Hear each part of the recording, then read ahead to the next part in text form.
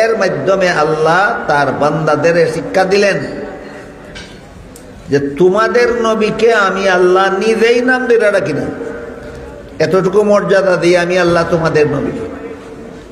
এমত অবস্থায় তোমরা এই নবীর উম্মত ইয়া নবীকে ইয়া মুহাম্মদ বলে রাখতে পারো না। মর্ম বুঝে থাকলে বলেন তো, নবীর মর্যাদার বিবরণ কোরআনে আছে কিনা? কোরআনে আছে। এই সূরার প্রথম আয়াত থেকে পঞ্চম আয়াত পর্যন্ত প্রত্যেকটা আয়াতে আয়াতে আল্লাহ নবীর বিভিন্ন পর্যায়ে নবীর মর্যাদার বিবরণ দিয়েছেন। কিন্তু আজকাল কোরআন হাদিসের বিবরণ মতে নবীর মর্যাদা দেওয়াও হয় না, বলাও হয় না।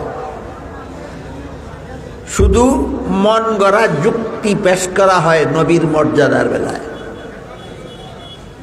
আমরা একটু গভীরভাবে চিন্তা করি, নিজের মনকে নিজে জিজ্ঞাসা করি যে নবীর মর্যাদা আমি ভালো জানি না আল্লাহ ভালো জানেন? তাহলে আল্লাহ যেভাবে শিক্ষা দিয়েছেন সেভাবে না বলে আমি কেন আমার মন গড়া যুক্তির পিছনে দৌড়াই নবীর মর্যাদার জন্য?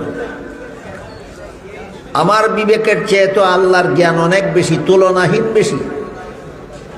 আল্লাহ যেভাবে নবীর মর্যাদা জানেন, যেভাবে নবীর মর্যাদা দিছেন, যেভাবে নবীর মর্যাদা আমাদের শিক্ষা দিছেন, সেইভাবে নবীর মর্যাদা আমাদের স্বীকার করা দরকার, সেইভাবে নবীকে মর্যাদা দেওয়া দরকার।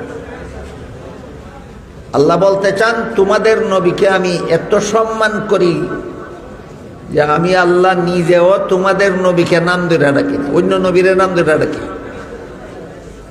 কাজেই তোমরা উম্মত হইয়া তোমাদের উচিত হবে না তোমাদের নবীকে নাম ধরে রাখা।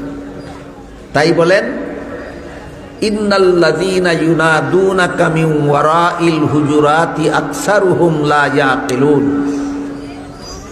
যারা আপনাকে কামরাগুলির বাইরে দাঁড়াইয়া ডাকে এদের অধিকাংশদের বিবেক বিবেচনা নাই। তাহলে বিবেক বিবেচনা কিভাবে হইতো? আল্লাহ বলেন ওয়ালাউ আন্নাহুম সাবারু হাত্তা তাখরুজা ইলাইহিম লাকানা খাইরাল লাহুম।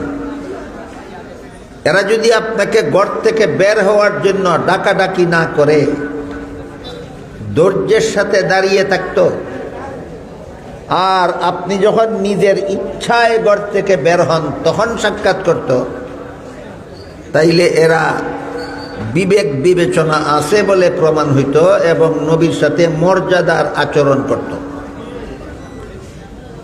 নবীরে সাক্ষাৎ করার জন্য ঘর থেকে ডেকে বের করা নবীর সাথে মর্যাদা সূচক আচরণ নয়। নবী যখন নিজের ইচ্ছায় বের হবেন তখন আমি সাক্ষাৎ করব, এই অপেক্ষায় ধৈর্যের সাথে দাঁড়িয়ে থাকা হইল নবীর সাথে সম্মানজনক আচরণ। বলেন তো আল্লাহ নবীর সাথে সম্মানজনক আচরণও কোরআনে শিক্ষা দিয়েছেন কিনা? আমি কেন মন গড়া যুক্তি দিতে যাব নবীর মর্যাদার বেলায়?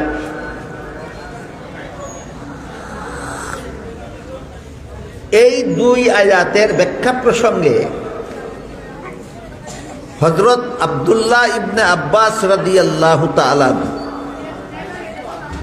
রাসূলের আপন চাচাতো ভাই, রাসূলের এক চাচার নাম ছিল আব্বাস রাদিয়াল্লাহু। আব্বাসের ছেলের নাম আব্দুল্লাহ। রাসূলের কি হলেন? চাচাতো ভাই। চাচার নাম আব্বাস, ছেলের নাম আব্দুল্লাহ। ছেলে আব্দুল্লাহ রাসূলের কি হইলেন? চাচাতো ভাই। রাসূলের আপন চাচাতো ভাই হযরত আব্দুল্লাহ ইবনে আব্বাস রাদিয়াল্লাহু তাআলা আনহু এই সূরা হুজুরাতের 4 নম্বর এবং 5 নম্বর আয়াতের ব্যাখ্যা প্রসঙ্গে বলেন, আল্লাহ কোরআনের এই দুই আয়াতে নবীকে যেভাবে সম্মান করার আদেশ দিয়েছেন, হুবহু আলেমগণকেও হুবহু নবীর মতোই সম্মান করতে হবে।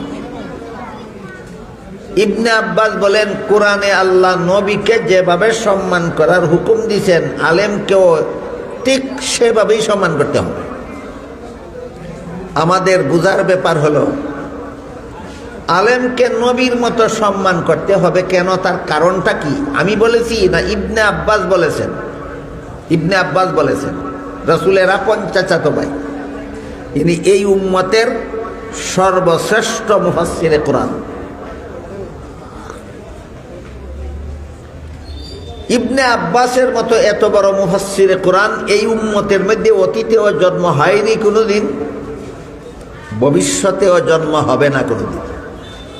তাহলে ইবনে আব্বাস একজন ছোটখাটো মুফাসসিরে কোরআন না এই উম্মতের সবচেয়ে বড় মুফাসসিরে কোরআন? এই উম্মতের সবচেয়ে বড় মুফাসসিরে কোরআন। তিনি বলেন, আয়াতগুলিতে আল্লাহ নবীকে যেভাবে সম্মান করার আদেশ করেছেন, আলেমকেও ঠিক সেভাবেই সম্মান করতে হবে। এবার বলুন, আমি বলেছি না উম্মতের বড় মুফাসসিরে কোরআন বলেছেন? বড় মুফাসসিরে কোরআন। আমাদের বুঝার ব্যাপার হলো কেন তিনি এই কথাটা বললেন, যুক্তিটা কি? আলেমকে কেন নবীর মতো সম্মান করতে হবে? কারণটা কি? আজকাল অনেকেই দেখা যায় ইসলামের কোনো বিধানের কথা আলোচনা করলেই প্রশ্ন করে বসে, যুক্তিটা কি? কোন যুক্তিতে আমরা এই বিধানটা পালন করব? এইরকম যারা কথায় কথায় ইসলামের বিধানে যুক্তি খুঁজেন, তাদের উদ্দেশ্যে হাকিমুল উম্মত হযরত আল্লামা আশরাফ আলী থানভী রহমতুল্লাহি আলাইহি আল মাসালিহুল আকলিয়া নামক কিতাবে লিখেছেন, ইসলামে এমন কোনো বিধান নাই যার পক্ষে চূড়ান্ত কোনো যুক্তি নাই। ইসলামের সমস্ত বিধান চূড়ান্ত যুক্তিসম্মত, সাধারণ যুক্তিসম্মত নয়, চূড়ান্ত যুক্তিসম্মত। কিন্তু ইসলামের সকল বিধানের যুক্তি বুঝার যোগ্যতা সব মানুষের মাথায় নাই। কি বুঝলাম আমরা? ইসলামের বিধানের যুক্তি নাই না সকল বিধানের যুক্তি বুঝার যোগ্যতা সকলের মাথায় নাই? সকল বিধানের যুক্তি বুঝার যোগ্যতা সকলের মাথায় নাই। এমতাবস্থায় একজন মুমিন মুসলমানের দায়িত্ব হলো, আল্লাহর খাঁটি বান্দা নবীর খাঁটি উম্মতের দায়িত্ব হলো আল্লাহর কথা রাসূলের কথার মধ্যে কি যুক্তি আছে আমি বুঝলেও মানি না বুঝলেও মানি। দেখেন আপনারা আমার সাথে একমত কিনা? আল্লাহর একজন খাঁটি বান্দার দায়িত্ব, নবীর একজন খাঁটি উম্মতের দায়িত্ব। আল্লাহর কথার মধ্যে কি যুক্তি আছে, নবীর কথার মধ্যে কি যুক্তি আছে আমি বুঝলেও মানি না বুঝলেও মানি, তবেই আপনি খাঁটি ইমানদার, খাঁটি মুমিন মুসলমান। আর কেউ যদি ইসলামের বিধানে যুক্তি খুঁজে আর যুক্তি না বুঝলে মানে না, সে খাঁটি কেন, বেজাল ইমানদার না, একেবারে নির্বেজাল বেঈমান। এর একটা সহজ উদাহরণ দেই আপনাদের। আল্লাহ আদম আলাইহিস সালামকে সৃষ্টি করে ফেরেশতাদেরকে বলেছিলেন আদমকে সেজদা দিয়া সম্মান করো। ফেরেশতারা কোনো যুক্তি খোঁজাখুঁজি করছেন, আল্লাহ হুকুম দিয়েছেন সেজদা দিয়া সম্মান করো, সেজদা দিয়া সম্মান করছে। ইবলিসরে যখন কইলেন তুমিও আদমকে সেজদা দিয়া সম্মান করো, ইবলিসে কইল হুকুমটা যুক্তিসম্মত নয়। কে কয়? ইবলিসে কয়। কার হুকুম? আল্লাহর হুকুম। কি নয়? যুক্তিসম্মত নয়। কি যুক্তি? ইবলিস যুক্তি দিয়া কয় খালাক্তানি মিন নারিন ওয়া খালাক্তাহু মিন তিন। আদম বানাইছো মাটি দিয়া, মাটির মধ্যে অন্ধকার থাকে, আর ইবলিস বানাইছো আগুন দিয়া, আগুনের মধ্যে আলো থাকে। অন্ধকারের চেয়ে আলো ভালো, তাই মাটির তৈরি আদমের চেয়ে আগুনের তৈরি ইবলিস উত্তম। উত্তম হয়ে অদমকে সম্মান করা যুক্তিসম্মত নয়। তাহলে আল্লাহর বিধানের বিরুদ্ধে আল্লাহর জগতে সর্বপ্রথম যুক্তি দিল কে? ইবলিস। আল্লাহর বিধানের বিরুদ্ধে যুক্তি দিয়া ইবলিস কি কি পুরস্কার পাইল এটা আমাদের সকলের মনে রাখতে হবে, তারপরে মূল কথা বলব। এই ঘটনার আগে ইবলিস 80,000 বৎসর আল্লাহর ইবাদত করেছিল। তারপরে আল্লাহ ইবলিসকে সমস্ত পৃথিবীর রাজত্ব দান করেছিলেন। আর ইবলিসকে তখন আল্লাহ জান্নাতে বসবাস করার সুযোগ দান করেছিলেন। যখন বলল আল্লাহর হুকুমটা যুক্তিসম্মত নয়, সাথে সাথে ৮০,০০০ বছরের এবাদতের সওয়াব ধ্বংস হয়ে গেল। কতদিনের এবাদতের সওয়াব গেল? ৮০,০০০ বছরের এবাদতের সওয়াব। সমস্ত পৃথিবীর রাজত্ব তার হাত থেকে ছিনাইয়া নেওয়া হইল, জান্নাত থেকে তাকে বহিষ্কার করে দেওয়া হইল, ভবিষ্যতে চিরকালের জন্য তাকে অভিশপ্ত করে দেওয়া হইল। এই ৪টা পুরস্কার হইল আল্লাহর বিধানের বিরুদ্ধে যুক্তি দিয়া। কটা পুরস্কার? ইবলিসের এই কাহিনী আল্লাহ কোরআনের শুরু থেকে শেষ পর্যন্ত বিভিন্ন সূরায়, বিভিন্ন পারায়, বিভিন্ন আয়াতে বর্ণনা করেছে। ইবলিসের ঘটনা কোরআনে এত বারবার বারবার বারবার কেন আল্লাহ আলোচনা করলেন? এই কথা শিক্ষা দেওয়ার জন্য কিয়ামত পর্যন্ত যারা আল্লাহর বিধানের বিরুদ্ধে যুক্তি দিবে, এদের পরিণতিও ইবলিসের পরিণতির মতো হবে।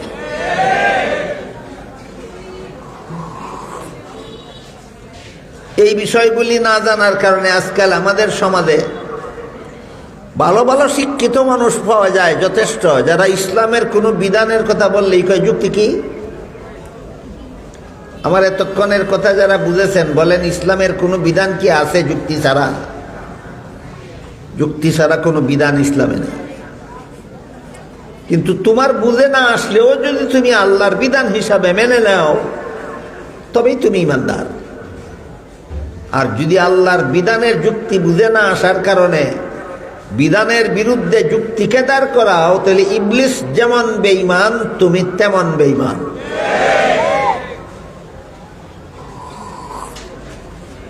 তাই ইবনে আব্বাস যে বললেন, সূরা হুজুরাতের ৪ নম্বর এবং ৫ নম্বর আয়াতের তফসিরে ইবনে আব্বাস যে বললেন যে আলেমগণকে নবীগণের মতোই সম্মান করতে হবে, যুক্তি কি? যুক্তি কি আমি পরে বলবো। আপনারা কি মনে করেন কোনো যুক্তি নাই? যুক্তি আছে।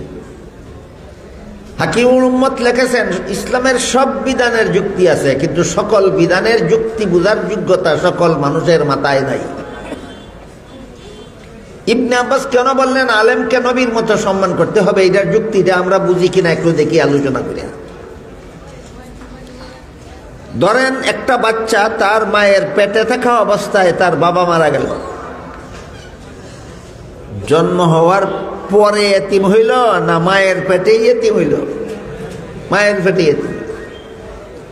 এই এতিম বাচ্চাটা জন্ম হওয়ার পরে তারে লালন পালন করলো তার চাচা, লেখাপড়া শিখাইয়া মানুষ রূপে গড়ে তুললো তার চাচা। বলেন তো, বাচ্চা জন্ম হইলে তারে লালন পালন কইরা লেখাপড়া শিখাইয়া মানুষ বানানি আসলে কি চাচার দায়িত্ব না বাপের দায়িত্ব? বাপ না থাকার কারণে বাপের দায়িত্বটা চাচাই পালন করছে। এই অবস্থায় কোনো মুরব্বী যদি ওই এতিম ছেলেটাকে বলেন, তুমি তোমার চাচাকেই তোমার বাবার মতো সম্মান করো, যুক্তি ছাড়া হইব কথাটা। কি যুক্তি? যেহেতু তোমার চাচা তোমারে বাপের কাজ করে দিছে, বাপ না থাকার কারণে কাজেই চাচাকেই বাপের মতো সম্মান করো।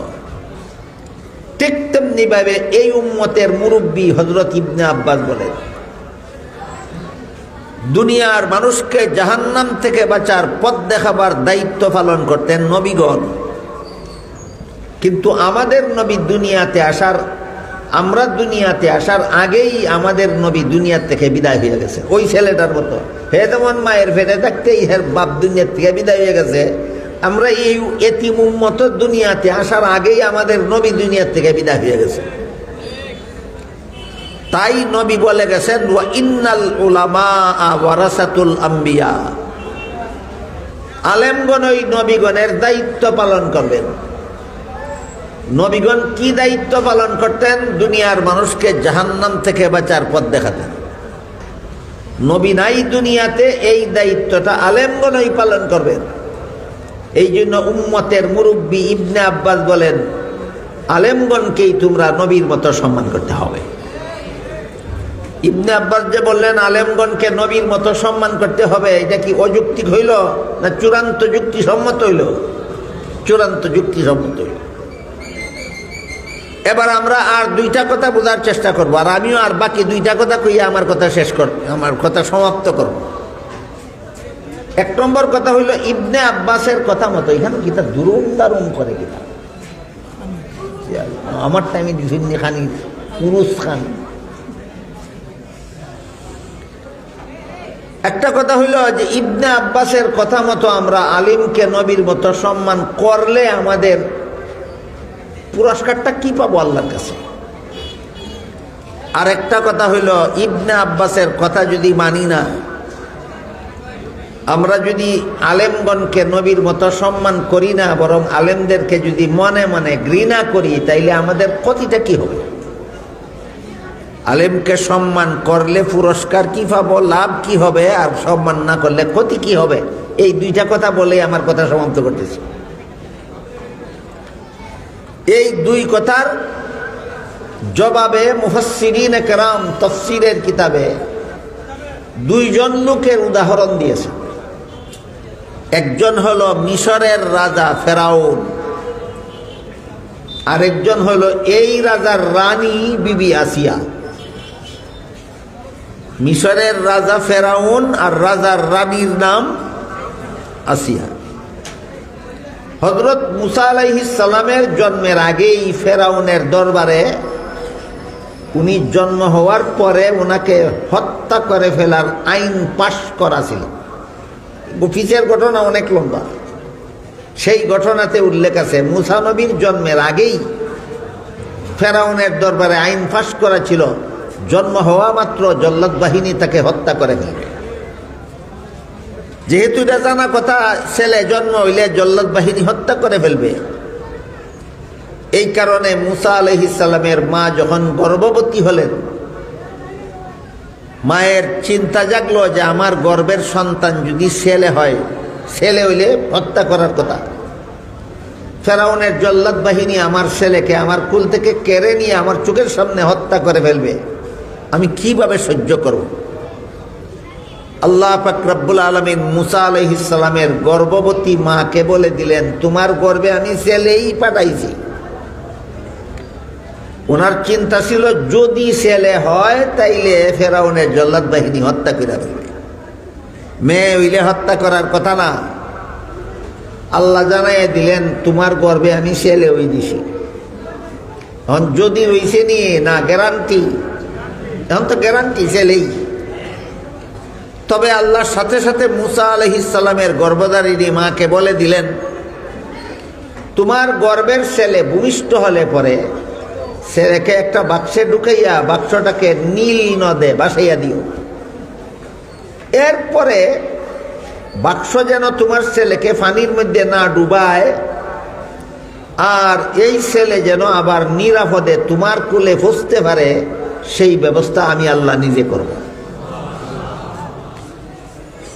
মুসা আলাইহিস সালামের মা তাই করলেন। ছেলে ভূমিষ্ঠ হওয়ার পরে ছেলেকে একটা বাক্সে ঢুকাইলেন, বাক্সটা নীল নদে ভাসাইয়া দিলেন। নদীর পানি আল্লাহর হুকুমে এই মুসা নবীকে বহন করিয়া বাক্স ভাসাইয়া নিয়া ফেরাউনের ঘাটে লাগাইল। আমরা দেশ একটা কথা কয়, দেখানো রাইত হয়, দেখানো বাঘের ভয়, এইখানেই রাইত হয়। যে ফেরাউনে কাটলাই তো কইয়া দিছে, আল্লাহ বাক্সটা কইছে, পানিতে কইছে ওইখানে নিয়ে বাক্স লাগা। কারণ আমি জগৎবাসীকে দেখাইয়া দিব, রাখে আল্লাহ মারেকে। আল্লাহর এই কুদরতি কেরেশ